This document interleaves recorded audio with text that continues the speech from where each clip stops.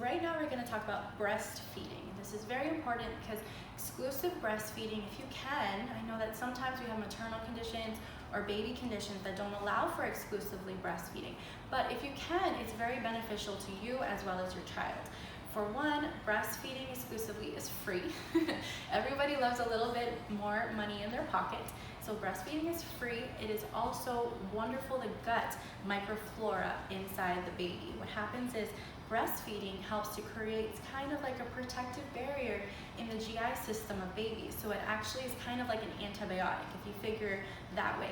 And actually NICU babies that are breastfed, they're actually, what happens is mommy's milk, what happens is when the baby is on the breast, the baby's saliva actually integrates with mommy's body, and she starts producing antibodies to protect that baby.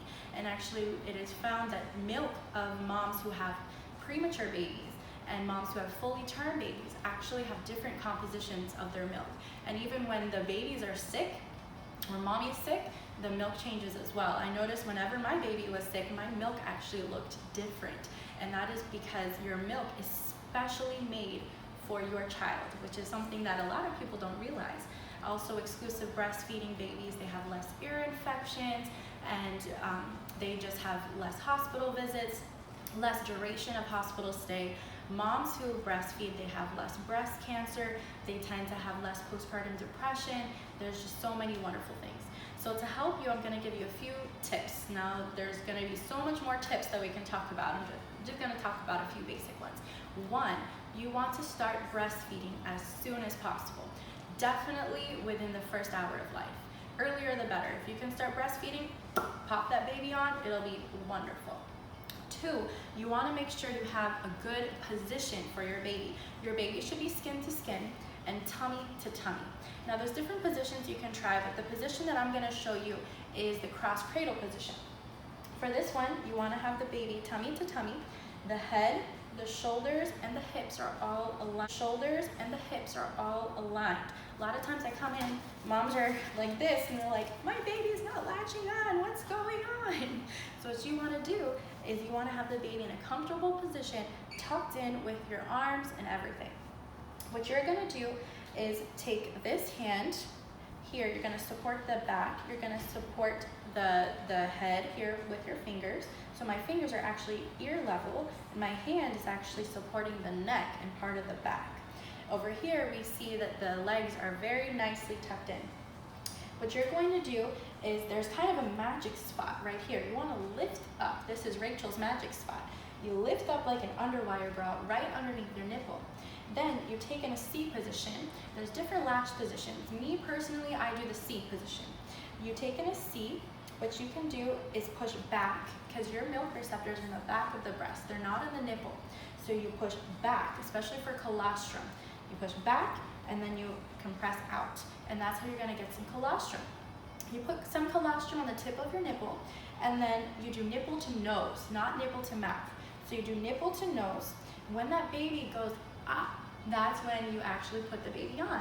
So if your nipple to nose here, baby goes up, and then you can get a nice deep latch. That's very, very important, how you're latching that baby. You want to have the mouth over not only the nipple, but also the areola. That's the dark part of the breast. And then that will help you wonderful. It will work miracles for you. And then if the baby's on the areola, not just the nipple, what's going to happen is you're going to have a lot more effective milk transfer. That's the key here, effective milk transfer. Your baby can be breastfeeding for 1 hour. You go, oh yeah, my baby's breastfeeding, fantastic.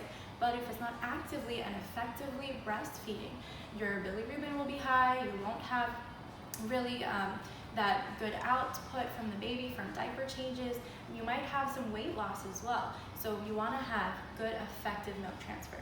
When you are breastfeeding and let's say the baby latches off, a lot of times let's say you kind of get tired and then the baby latches off and gets just on the nipple. What you do is you simply take a clean finger and you put it, and then you just detach the baby, break the seal, and then you latch the baby on again. It only takes a few sucks with an improper position to really, really mess your nipples up and cause nipple soreness.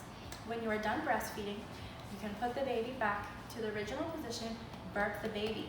It's not a massage. You're not massaging the baby. You're actually burping that baby, okay?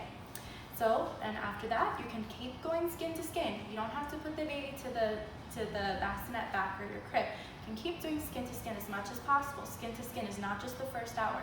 It really helps to do as much skin to skin as you can. So thank you so much. Next, we're gonna talk about bottle feeding.